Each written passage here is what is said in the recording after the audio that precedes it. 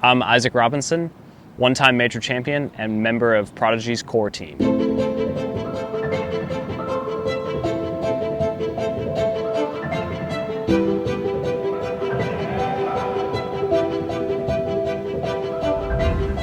Let's take it back to the beginning.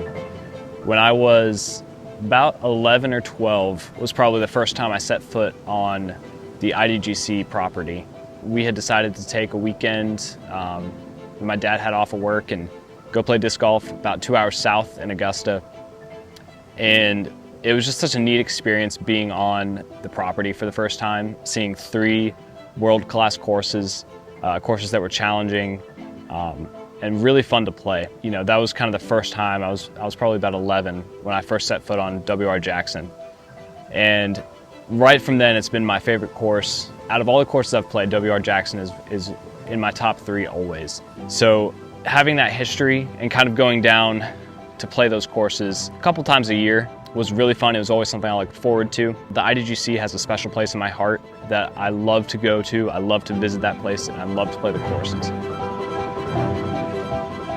When I was 11 or 12, you know, going to the IDGC, that was right when I started to get really interested in disc golf.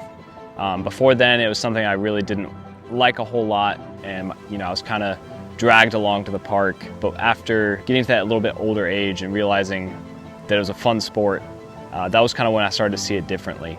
So being able to compete and play courses like the IDGC really had an influence on my passion and my love for disc golf. And I think a lot of it has stemmed from being able to play these, you know, more prestigious courses in Georgia. I remember I was about 15 when I played the Hall of Fame Classic for the first time, which was a tournament that happened every other year at the IDGC. And playing Worlds there in 2017, I believe I was 16 at the time, was such a neat experience. That was the first Worlds I played, and playing Jackson, and as well as another course in the area, was a huge impact on my life. And I remember like every round from that tournament is just in my mind, and it's something that I look back fondly on.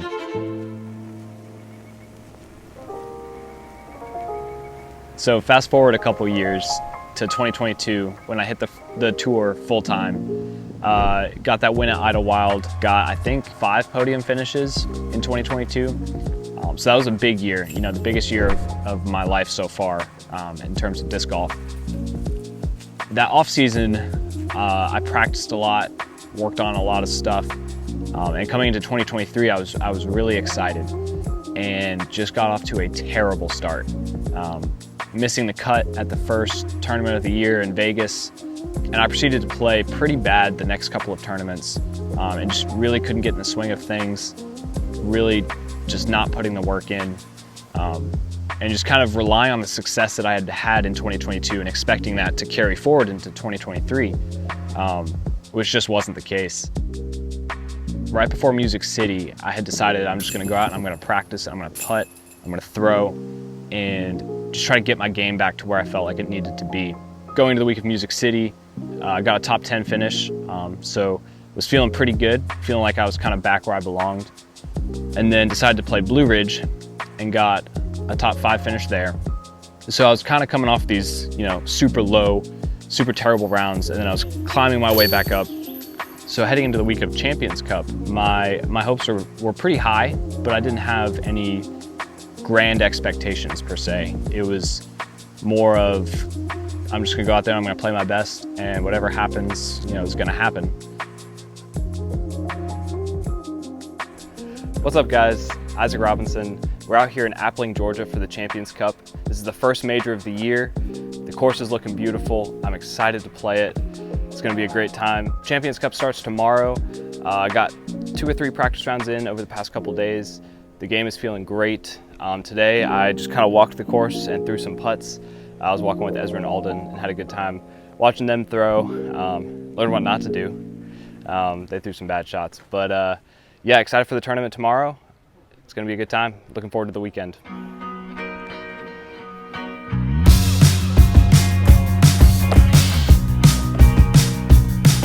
Really? Dang. Yeah, that's the highest rated in the field. Really? I feel like I'm gonna bogey this every time. That's surprising. So maybe like 4.1. Perfect. That couldn't be more perfect. What did you think that was? Did you think it was too straight? Same group. Just stay in the group. Please, no. A big skip? Yeah. You want to ace it. Yo, you're, oh my God. You got a birdie still. I don't think I've ever gotten close on this one. It's the easiest hole. I've thrown 2 perfect shots and I have 620 feet and a headwind left. Left? Yes. That's your second shot? What are you doing? That's my 3rd shot. What on earth? I just don't think you guys know how to play this hole. This is my 3rd Wow, they shot. put a pyramid right in the perfect line. My 3rd shot. I hit the massive pyramid. Yeah, good luck. That thing's sticky. The pyramid? Yes. What's your favorite course on this game? Oh, I like playing the Beast or Emporia Country Club. We do little Worlds challenges where we'll play like 2 rounds on the Beast and 2 rounds at Emporia, and then we'll just whoever has the best score wins. Could you imagine like them actually doing that, where they do like an ongoing disc golf tournament kind of throughout the year, where you do like, I don't know, I guess that's basically the points thing. I guess that's DGPT points, but That's literally what we already do. I know. But you know, like running, like keeping running scores throughout the What if the whole year. season was just With stroke play? Oh. Instead of points, it's stroke. Then I will play one event and drop out. No, you have to play a minimum of like 20 events. But then I'm only playing 20 events. That'd be kind of funny Why though. don't I play more? Yeah, that's true. Gosh, that came out so early. Oh, that was so bad. Settle. All right, this is to beat Alden. Oh boy. Made it. Yes. No, we tied. Dang it. That was a tie, Alden. WR Jackson is my favorite course because it's wooded, and I really like playing woods golf, which is what a lot of Georgia courses are. I like the clean lines. I feel like the fairways are pretty fair. They give you gaps, but they're not like impossible. And if you get off the fairway, you're going to be punished. But if you throw a good shot, you should be able to stay in the fairway. So it's a very fair course, and it forces you to throw, you know, good shots that are controlled. I'm throwing a lot of mids and fairways out here. So yeah, I like playing accurate. I like shot shaping through the woods, and this course has it all. So that's why I like it. Terrible. Joseph, you're gonna want to get this. Okay. You were gonna want. I think when I called you over there, he made like.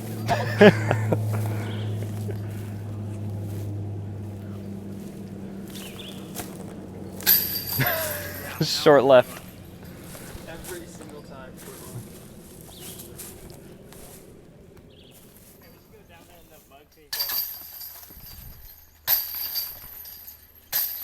So you got to make all your comebackers for the confidence.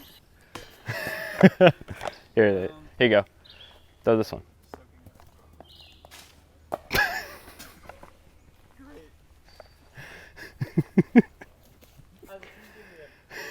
Soaking wet. Here, throw.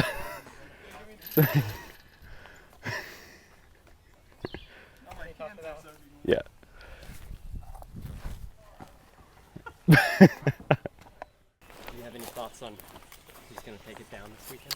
Ooh, dang. Okay. Well, I'm gonna go with, I think Paul. I think he's the obvious choice when it comes to majors. There's like a switch, and Paul goes into beast mode out here. I think Calvin's really hot right now, and you know, personally, I would like to see myself kind of somewhere near the top. So that's a little bit biased, but I also think Gannon has a good chance at taking it down. Oh, yeah, you can't. They're all naming people who didn't get into the tournament.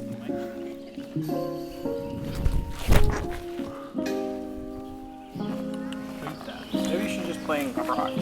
Because use only my discs. All this chalk is getting in my throat. I think that's what it is. Ooh, music-wise. Well, NF dropped a new album, so I've listened to a couple songs on there that I really like. I'm a huge fan of Need to Breathe and the Lumineers. Those are my go-tos. Well, to be fair, I didn't know how that flew. Nice. Are you just playing for par? I mean, that's what I did when I was 10. I think I tied for 19th, but I felt like I was playing solid. Had a couple bad holes that kind of just kept me out of top 10, but yeah, I was still in school at that point, so I had to take the whole week off. It's a good shot. But yeah, Champions Cup was good last year. Really fun. I was just putting for the most part. I was like, really? Yeah, just didn't feel like getting fully dressed. You heard it here, folks. Yeah.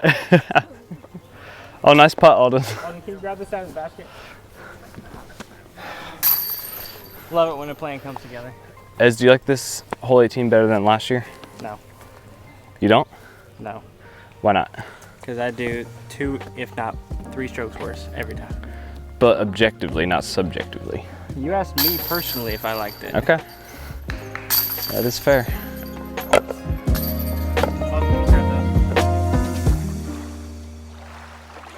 So after, that whole week of practicing, thinking about it, a little bit of worry and hoping I could maintain that streak of playing well. When I got asked to be on a feature card, it was really cool. It was something that I hadn't been able to do that year. It was just neat to play on a league card at one of my favorite courses in the world at my home state.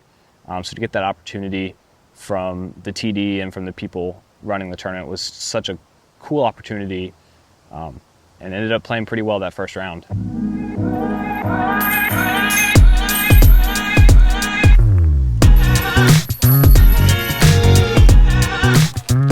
Today's the first day of Champions Cup.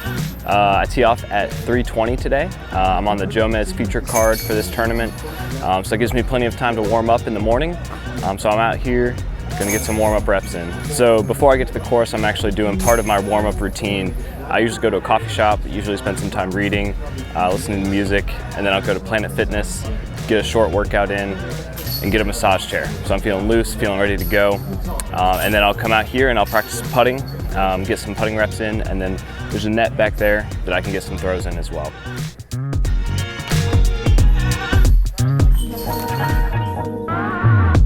So after the first round of Champions Cup, I shot an 11 down and was in the lead by 1 going into the second day.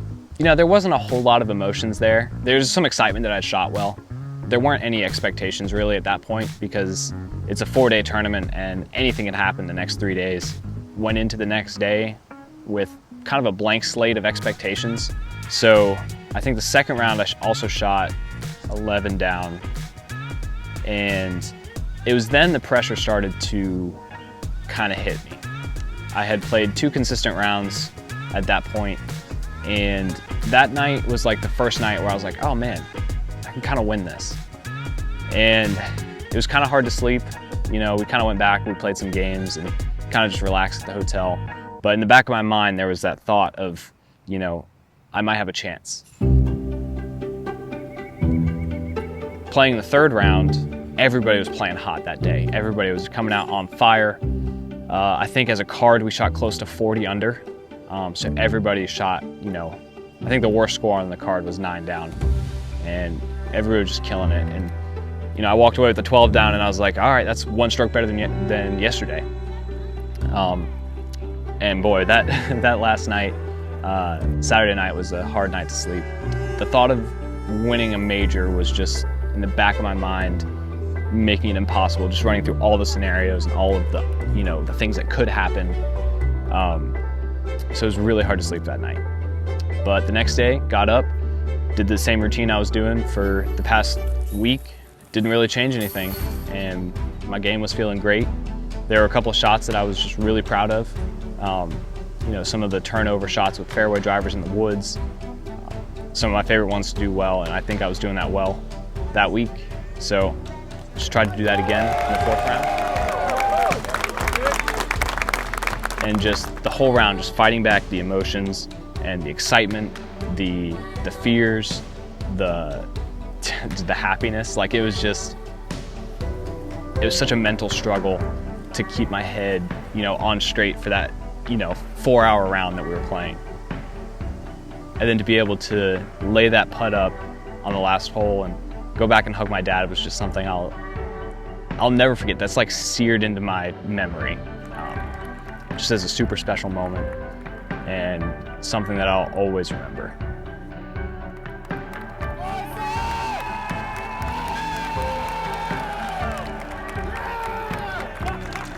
Yeah, having my family out on the course, watching the last day, it was just such a fun experience. And it was something that's never happened before. I was never able to drag my mom out to a tournament for one whole round up until I was about to win my major. So it was fun. It was super special knowing that they were in the crowd.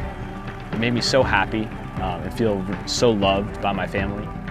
After hole 13, on that short walk to 14, I saw them and they were out, kind of out in the front watching, and I had to fight back tears because I was so happy to see them and I was so excited, and just those emotions started coming to the surface, and I had to, fight those down and just stay focused on the round.